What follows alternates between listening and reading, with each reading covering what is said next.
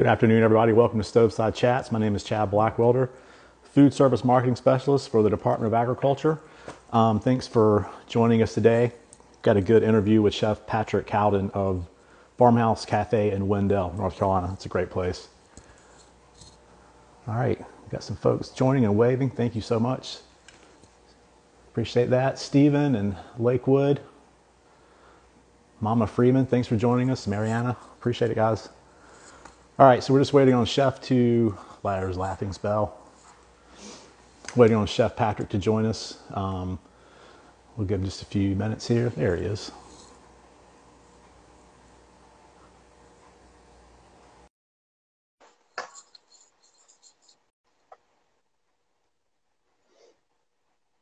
Just waiting on the connection here.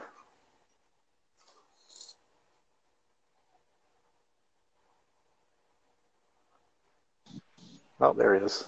Yeah. I was trying to get my earphone set. Hey, how are you, Chad? Good to see you, brother. It's good to see you too. How you doing?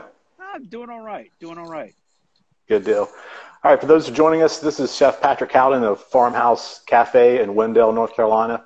And you can see that beautiful restaurant behind him. That's such a good-looking space. It really is. It really is. And, man, you can't beat the view from our patio when you're checking out that whole scene. It's fantastic.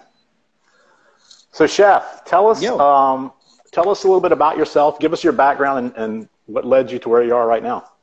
Well, I've been in the area for a minute, helping man the helm at places like Jean-Claude's Cafe back in the late 80s, early 90s.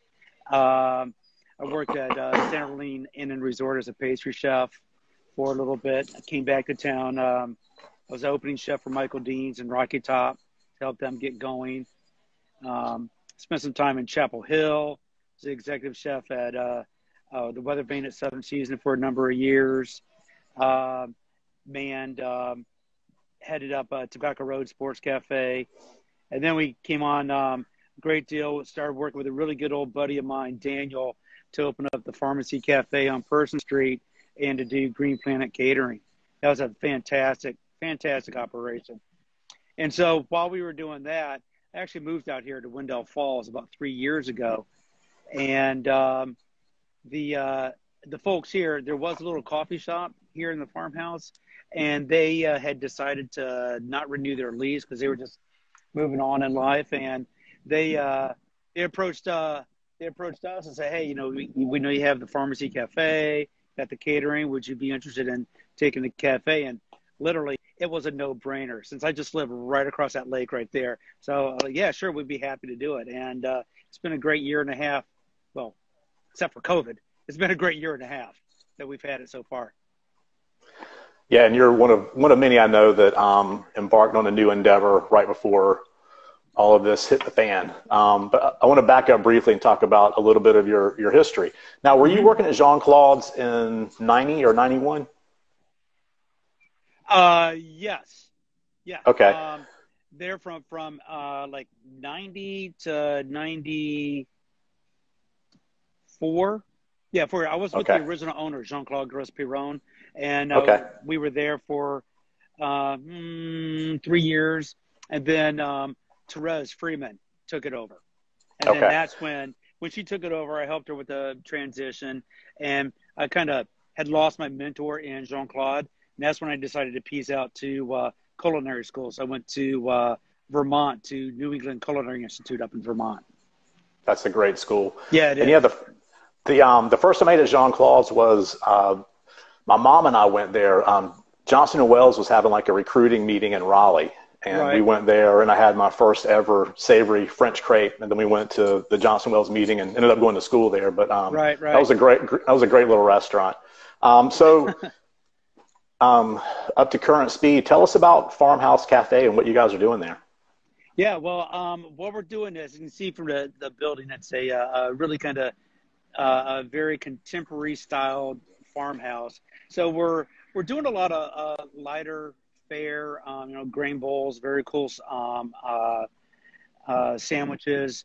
One of the things that I do here are smørrebrød, which is a style of Danish style of open-faced sandwich. When I look at the lines of the building, I really get a feel for it being like a Scandinavian Farmhouse. So I thought that would be like a really cool thing to do. I use Bolted's Nordic Rye as my base for it, and they're just fabulous little, works of art on a plate. I really dig doing those. And then what we do is to offer some variety. We take a month every for night for our dinner specials, and we do a different theme. Like this month it's Cajun. Last month it was French. We've done Italian. We've done noodle bowls. Whatever I'm in the mood for that month is what we're doing. So that's really cool. And I saw that you guys did kind of a tribute to Jean-Claude, just sort of a throwback menu there at your place, right? Yeah. That's what I did for February, and that menu was exactly what we were doing back in the early '90s. It was the crepes, it was the salmon with the beurre blanc, snails.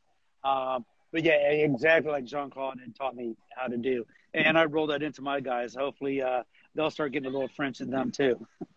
Yeah, I think that's a great idea. I know that Jason Smith at Cantina and Harvest has been doing some old Magnolia Grill dishes there, and I think that's a fantastic idea. Yeah, I kind of leapfrogged off of that. I saw Jason was doing Ben stuff.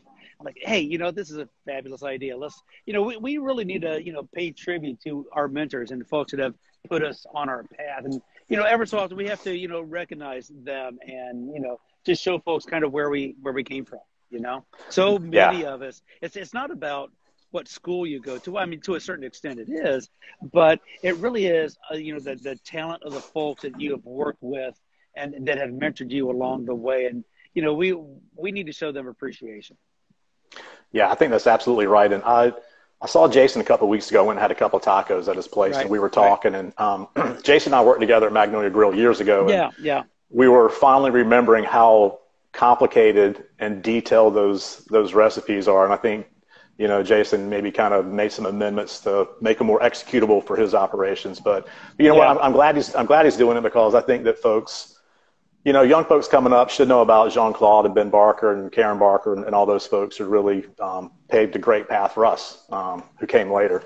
Now, you guys are doing breakfast, lunch, dinner, and brunch out at Farmhouse, right? Right. Yes, we are. Wow, it's a busy schedule. It's a busy schedule. 7 day a week. It is. It has its moments. Yeah. Now, the Danish treat that you talked about, I'm glad that you said it, because I was going to butcher the whole pronunciation of it. Now, say it one more time, Chef.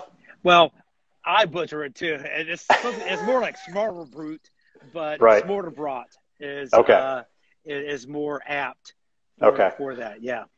So give us an example of what a classic version of that would be, and then give us some examples of how you guys put your spin on that. Okay. Well, one of the and I do have that's how I like to do it on the menu. I like to do a classic version and then Americanized versions. So the classic one, it's ham with Italianesque salad.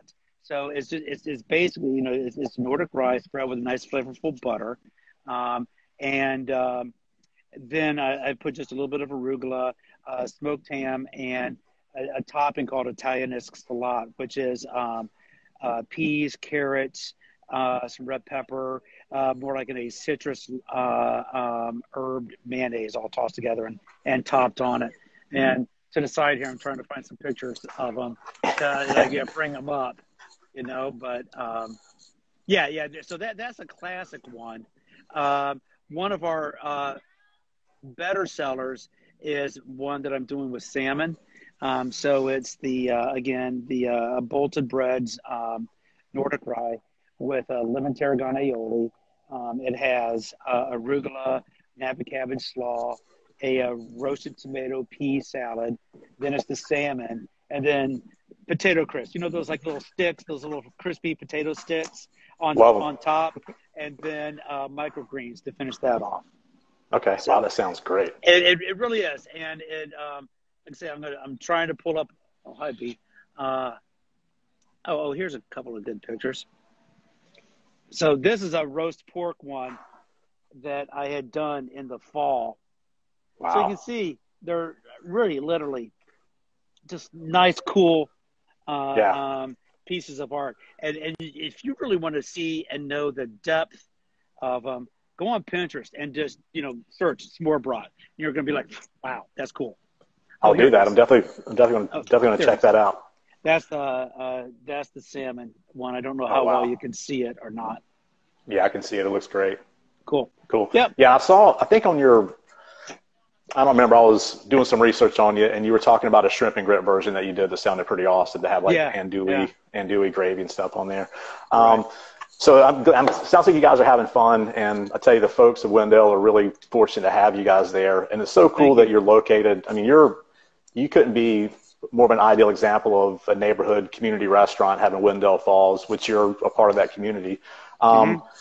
I know that when I left some of the larger markets and went back to cook in my little hometown of Sanford, right, it was very different. And to be honest with you, that small market was one of the hardest markets I've ever cooked in, as far as staying on people's radar and that sort of thing, and not having as big of a crowd to be able to draw from.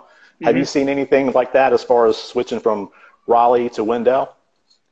Honestly, no. Just because, one, how cool this neighborhood is, and how fast Wendell as a whole is growing. And you think, oh, Wendell, that's way the heck out there. Literally, from here to downtown Raleigh, like Person Street, where we had the pharmacy, it only takes 17 minutes. It takes you longer to get to North Raleigh than it does from here to there. So a lot of folks that knew us from the pharmacy, they've come out here. Hey, we made a trip out here to see you.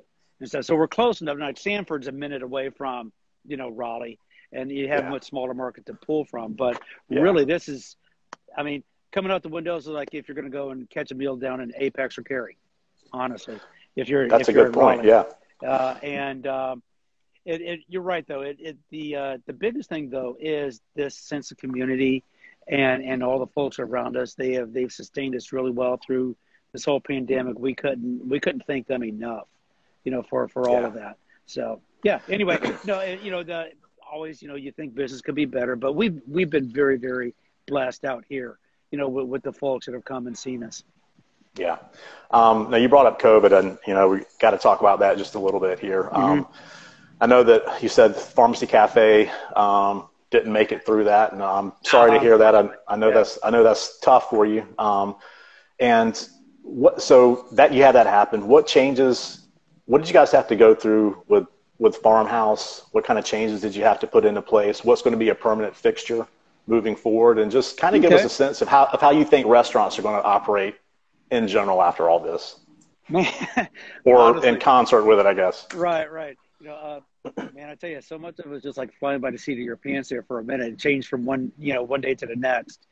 But unfortunately, right there in the beginning, we had to furlough all the staff, and that's what my kids learned what the restaurant business was really like, because it's me, my wife, my two kids, and we kept it going for a couple of months till we got to a point where we could, start bringing people back. But we instituted a couple of theme nights that kept us going. We're also really, really blessed that we have this. You might be able to see it in the background there, but we have this like sliding takeout window, so people could come on up and get their meal to go and feel nice and safe. Through those theme nights, one has stuck. We're doing a pizza night on Thursday nights. So it's just all funky, creative flatbread pizzas, kind of like a take and finish off at home thing. That one definitely is sticking. And I evolved those themes, because I did like a Mexican night on Fridays, a fancier thing on Saturdays. So that evolved to this monthly, different cuisine each month. So some of those things have definitely sticked. One thing that, it had always been a little bit of a back burner was getting our online presence and online ordering stuff. Well, COVID made us ramp that up fast. So we really got in tune with the whole online ordering and keeping that. And really that has been fantastic, Yeah. But, I guess my best suggestion, for other folks out there, is, find your passion and find what you do best. And so much of it is back to the basics and just do that right and nail it. If you try to do so much, some stuff is going to get washed out. Yeah, that's absolutely right. And our good buddy Kurt Shelby down in Southern Pines, he just added pizza to his menu as well. So they're starting to do that. Let's see. Now, I know that also I saw that you were doing some Zoom cooking classes during COVID as well. Yeah, I've done a few.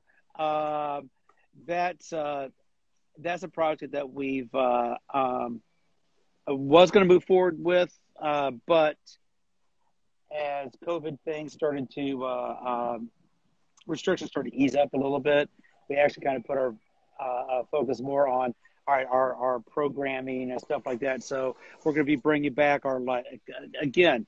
If you look around, as huge as this patio is, we can still bring back music now, our trivia nights and bingo nights and other fun social events, and do them outside so that people can still be socially distanced. The weather is certainly cooperating for it. We couldn't do that in January, but now that the weather's breaking, restrictions are easing. So those cooking classes have kind of ebbed off a little bit more as to putting more focus on getting these other things planned out. Yeah, that makes complete sense. But what a great way to, stay in front of your guest and, kind of keep yourself on the front burner during those times when you weren't able to do as much. And, it's funny, you were talking about online ordering. A lot of chefs that I talked to, that's one of the first things they say. They were like, we're trying to figure out, we're hemming and hawing about ordering online and we weren't really getting around to it. But then when COVID hit, they had to figure it out in, 1 or 2 days. And that's just how they're starting, that's how they're doing things now. So yeah. I mean, that was, when I first started the place a year and a half ago, putting out register systems and stuff, I went with a system that had that already integrated in it. Because you can't see it from here, but with the building on the back, again, we're in the community, on the back side, the huge community pool. So our thought was that, someone could be just sitting there by the pool, go online, place an order, then come on up and just pick it up and go back down to the pool. So we had already had that in place. We just hadn't programmed it yet. But as I was saying, once COVID hit, we're like, okay, let's get this crap in a computer now, set it up so we could do that. So. Yeah. And again, I can't think of a better place to social distance safely. I mean, you guys are in that beautiful, it's like rolling hill meadows with a lake behind you. And it's fantastic. There's lots of room for people to stretch out and be comfortable and know that they're safe. Let's talk, we've got just a few more minutes here, Chef. I know that you're big into using local. Talk about some of the folks that you partner with locally and how important it is to maintain that relationship. It's critical. It really, really is. As I mentioned, Bolted Bread. I've always loved their stuff, and I'm really hot on their Nordic rye. But places like Giacomo's and their salamis over in Greensboro area. Like Blue Sky Farms. They're right here in Wendell, and An Lee and her husband. They have a fabulous. They've been around for a long time.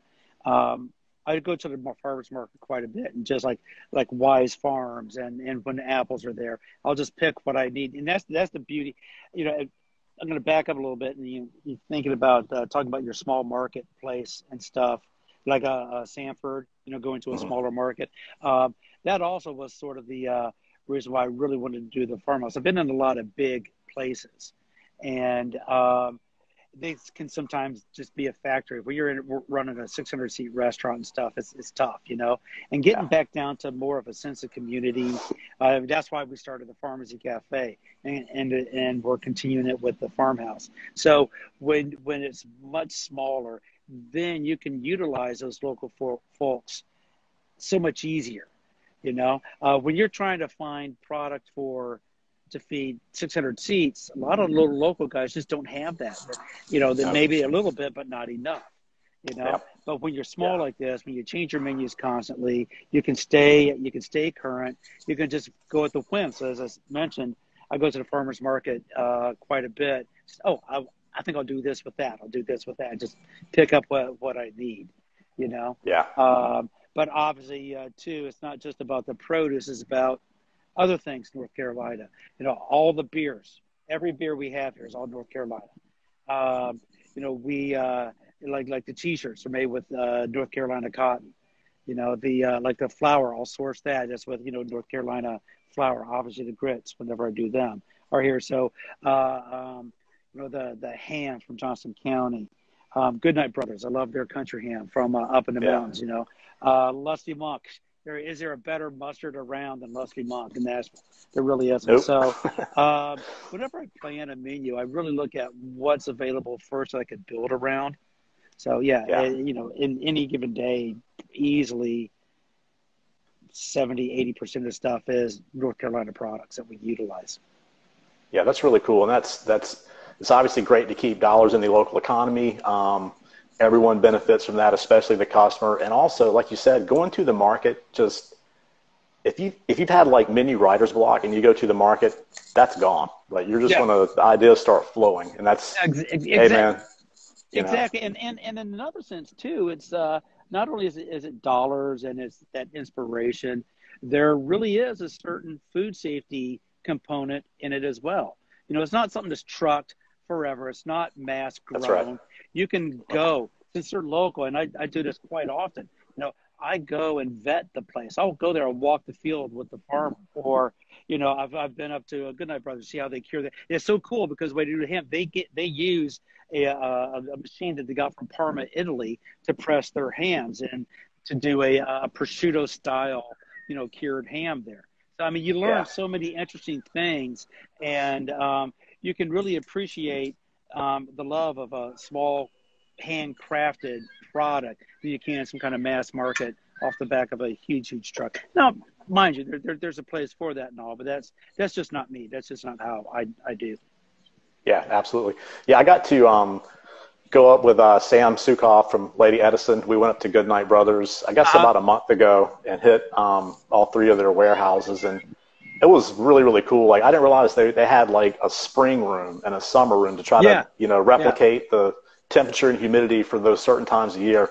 Tony like you took said, you up there? Tony gave you the tour and stuff? Actually, Bill gave us a tour, Bill Goodnight, but I did get to see Tony, who I hadn't seen since competition dining, so that was a lot of fun. But it was really neat. And like you said, once you go and visit these places and see what it takes, see what goes into these products and the story behind it, you want to use it. You almost feel compelled to use it just because of how well they're taking care of all these products. Yeah, and you can taste those subtle differences. Maybe I'm just a foodie or whatever, but I can really taste if someone has, if it is natural, if they're, the preservatives are not in there. There just really is. It's just a higher elevation of food. It really is.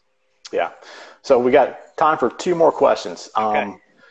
What is the hardest question to answer about being a chef?